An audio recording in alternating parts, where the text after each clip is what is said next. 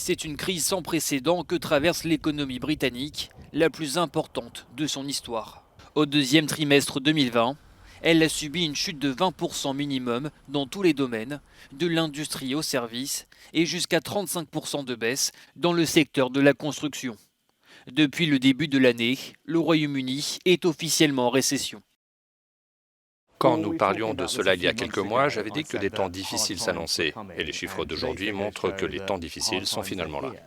Si l'ensemble des pays de la planète ont vu leur économie plonger pendant la crise sanitaire, le Royaume-Uni est dans une situation particulièrement mauvaise.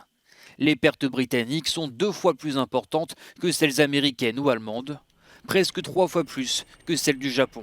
Alors, pourquoi une baisse aussi forte ? Au Royaume-Uni, le confinement a été plus tardif que dans d'autres pays et le nombre de décès y est le plus important en Europe, plus de 46 000 morts. Des centaines de milliers de personnes ont déjà perdu leur emploi, et malheureusement beaucoup d'autres vont le perdre.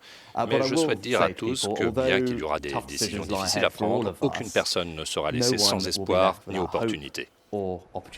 Le ministère des Finances britannique assure qu'il n'y aura pas de nouvelle politique d'austérité, mais il mettra un terme en octobre au programme de maintien des emplois. Si les économistes espèrent que l'Europe renouera avec la croissance cet automne, ils estiment que la situation sera différente au Royaume-Uni.